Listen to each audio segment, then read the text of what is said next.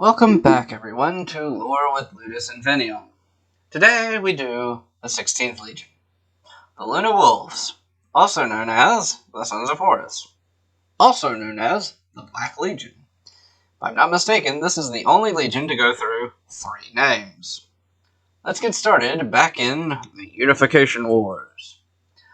They specialized in shock assaults, in either a preemptive strike or to hold back for a decisive blow. Kind of like a one-hit knockout kind of thing. They were a proud and aggressive legion, but their inherent discipline kept them in control. A discipline that made them excel at their chosen form of warfare. The 16th started off like all legions, with primarily Terran-born Astartes.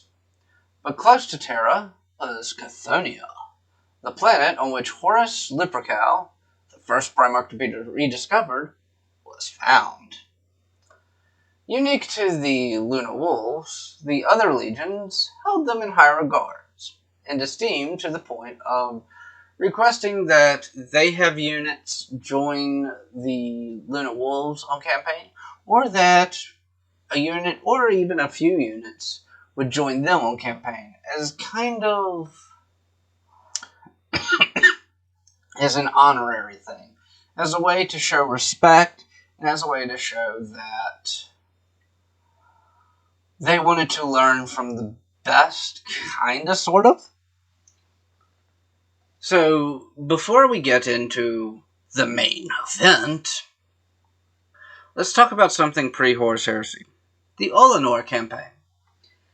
And also remember that these videos are explicitly about the legions. I try and do as little about the Primarchs, specific characters, stuff like that. So the Olenor campaign will probably come in more detail either in Horus Lupercal's video or even its own video.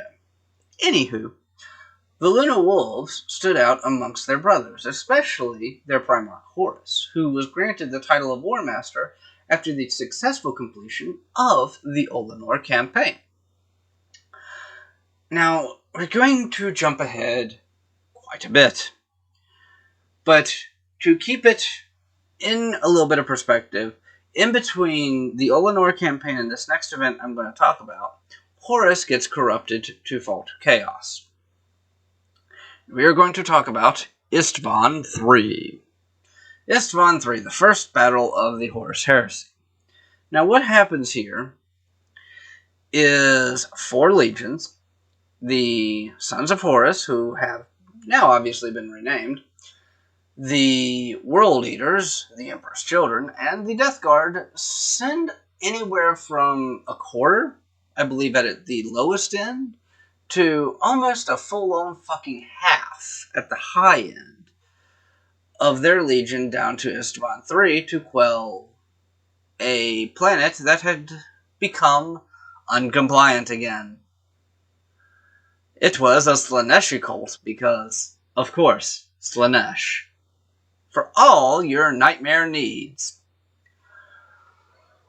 For anyone who doesn't get that reference, check out my Slaanesh lore video. It gave me fucking nightmares researching it.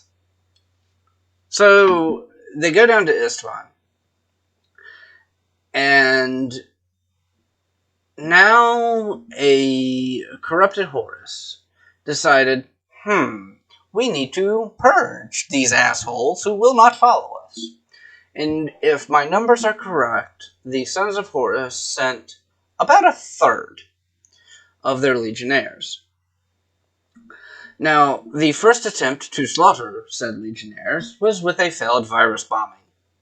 Which, I'm going to be honest, if you fail with a fucking virus bomb, you're going to have an interesting time on your hands. So, because of one specific character, and I will say that it is Saul Tarbitz of the Emperor's Children, the Loyalists managed to not die. Well, the majority of them managed to not die. And something kind of interesting and kind of obvious. Once they found out that the Loyalists were still alive, Angron was pissed. I wish you could see the smile on my face, because it's the ironic, like, Wile E. Coyote smile. He had a tendency of overreacting just a lot. And he did this time as well. As soon as the virus was burnt out completely, he's like, they're still alive. That's where I want to be right now. And Horus was kind of miffed that his brother with known anger issues, who was near uncontrollable, who had a penchant for actually already at this point killing members of his own legion, got so angry to the point that he would fly down to the planet and initiate a ground war. He didn't see that coming. You know, Horus is actually pretty smart, but I'm surprised he didn't see that coming. Anyway. At this point, all legions initiate a ground war against their loyalist counterparts. So, something kind of fascinating here in the books. The loyal Sons of Horus, under the leadership of Garviel Loken and Tarek Torgadon, take up the name Luna Wolves again. And it was a fight between the Sons of Horus and the Luna Wolves, which also came to a fight between the Mournival, the advisors to Horus, who were Ezekiel Abaddon and Little Horus Axaman, and then the loyal two were, again, Garviel Loken and Tarek Torgadon. And they had a 2v2 fight, in which Tarek Torgadon lost his head a little bit, let's be honest. I mean, Little Horus just kind of, lopped it off. And Abaddon threw Loken a beating that he would not forget. Quick little aside. This question has been posed to. Do I think Garviel Loken now could beat Ezekiel Abaddon now? And I will say this on video. Hell no. If Garviel Loken is still alive in the 41st, 42nd millennium, he would not be able to beat Ezekiel Abaddon, and here's why.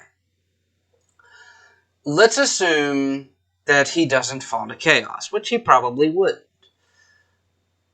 But let's assume his power levels would not increase exponentially.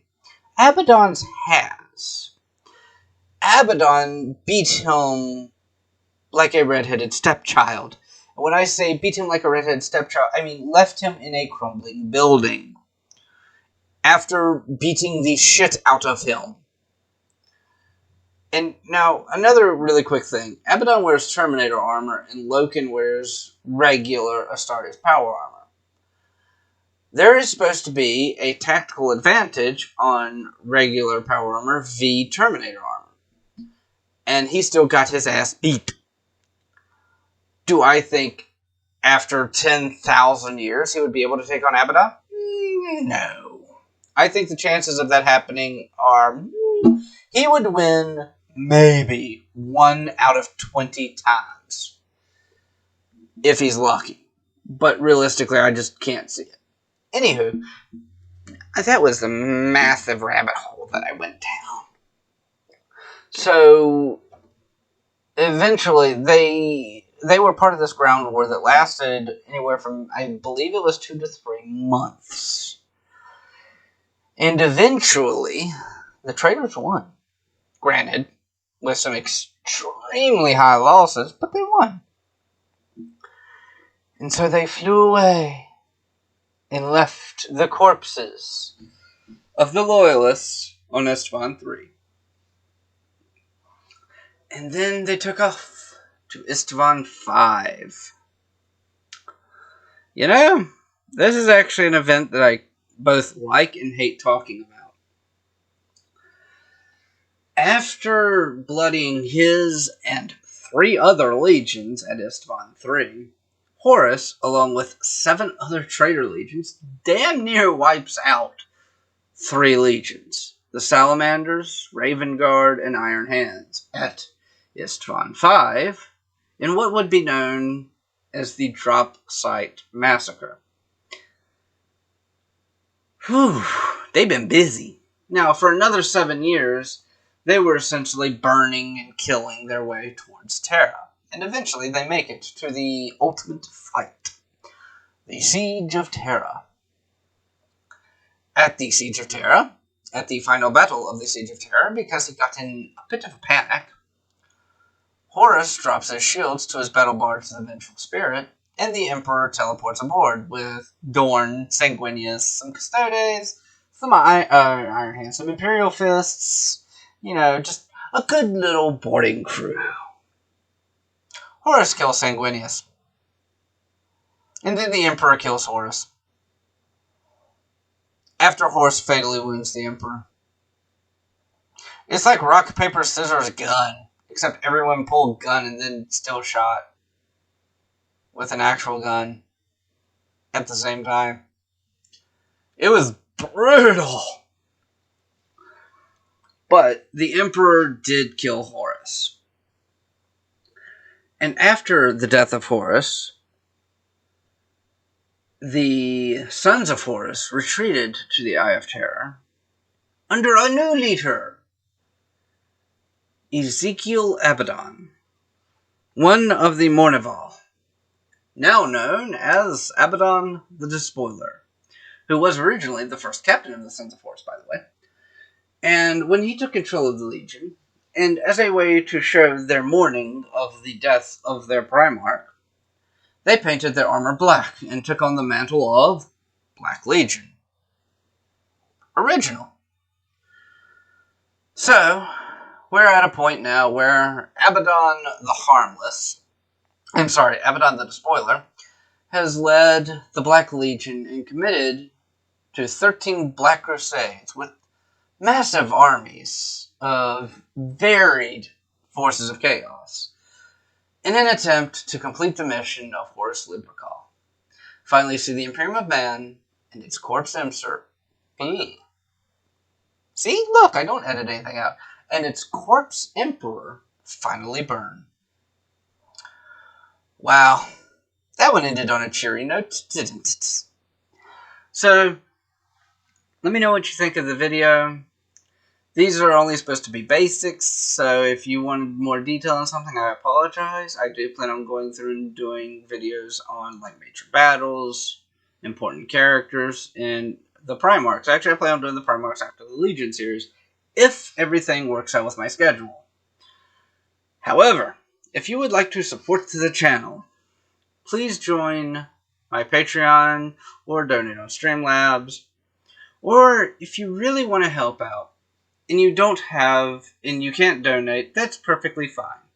You can always subscribe, hit the notification bell, leave a comment.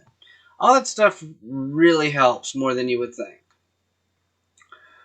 But the most important thing of all, I hope you all have a wonderful day. I hope the night terrors of thinking about what happened to the poor Sons of Horus evade you like they haven't evaded me.